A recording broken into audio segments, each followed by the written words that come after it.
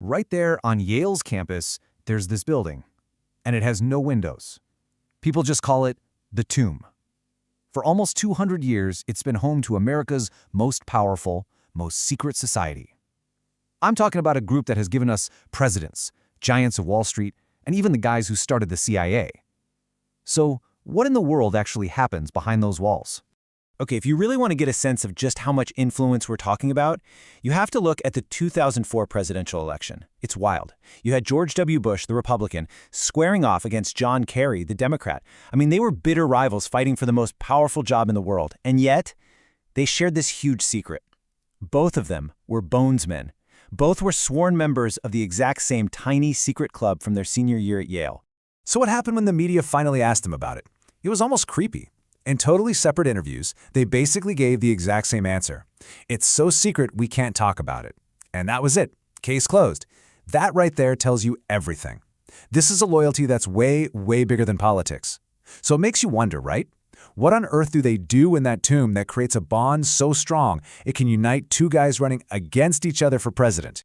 All right, to figure that out, we have to metaphorically step inside the tomb. We've got to look at the rituals, the psychological stuff they do to build a bond that's meant to last a lifetime, stronger than anything else. So the main event, the core of the initiation, is all about forced vulnerability. Get this. New members apparently have to lie down in a coffin and confess everything. Their entire life story, all their deepest, darkest secrets, to the other 14 people in their group. Now, on one hand, that creates an incredibly intense emotional bond.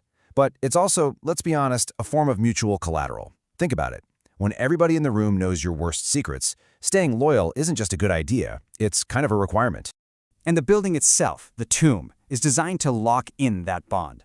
No windows means you're totally cut off. It's a psychological fortress, sealing you off from what they literally call the world of the barbarians. Yeah, that's what they call everyone who isn't a member. It creates this intense us versus them mentality, where the only thing that matters is what happens inside those walls. Okay, so you forged this unbreakable bond inside a creepy college building. But how does that turn into one of the most powerful networks in the world? How do you go from the tomb to the throne? Well, here's the thing. It was never just about making friends. The whole point is to place these super loyal members into the most important jobs in the country. And when you look at the reach of this network, it is absolutely staggering. For generations, bonesmen have been at the very top of Wall Street, the Supreme Court, the White House, you name it. But where they really dug in was intelligence. The original CIA, the OSS, was so full of these guys it was literally nicknamed the Yale Club. Think about that. The society's obsession with secrecy and loyalty became part of the DNA of American spycraft from day one. And this isn't some one-and-done thing. They play the long game. Just look at the Taft family dynasty. It starts with Alphonso Taft, who co-founds the whole thing back in 1833. His son, William Howard Taft, does something nobody else has ever done. He becomes president and chief justice of the Supreme Court. Then his son, Robert, basically runs the Senate. You see, this isn't just one successful family. It's the society's long-term strategy playing out over generations. Now, whenever you have this much power and this much secrecy all mixed together, you're going to get some dark stories. So let's get into the myths, the legends, and the seriously creepy stuff that surrounds Skull and Bones. Okay, so you see this number everywhere associated with them, 322. What's it mean? Nobody knows for sure, but there are two main theories. One is that it stands for the year 322 BC. That's when a famous Greek speaker named Demosthenes died, and some say that's when democracy died with him, opening the door for elites to rule. The other, maybe less exciting theory, is that it just means they're chapter 322 of an older German secret society. But that brings us to maybe the most disturbing legend of them all. The story goes that back in 1918, a group of bonesmen stationed at a military base, and this group included Prescott Bush, who would later become the father and grandfather of U.S. presidents. They allegedly dug up the grave of the legendary Apache warrior, Geronimo. And they didn't just dig it up. They're said to have stolen his skull and brought it back to the tomb as a trophy. Fast forward to 2009, Geronimo's descendants actually sued Skull and Bones to get the remains back. But the case was dismissed, not because the story was proven false, but on a legal technicality. So the whole thing just hangs there. The mystery was never solved, leaving this really dark cloud over the society's history. So what's the big idea here? What's the end game? This is clearly more than just a fancy networking club.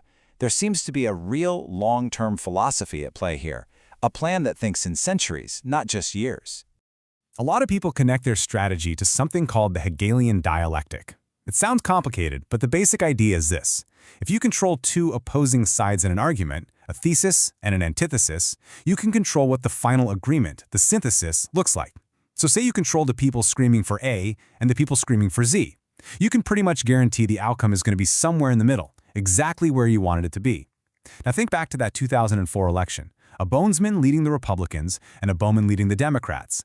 Suddenly, that starts to look a lot like this exact strategy playing out on a national stage. And that, right there, might just be the secret to their whole playbook. While the rest of us are thinking about the next election cycle, Skull and Bones is playing the 100-year game.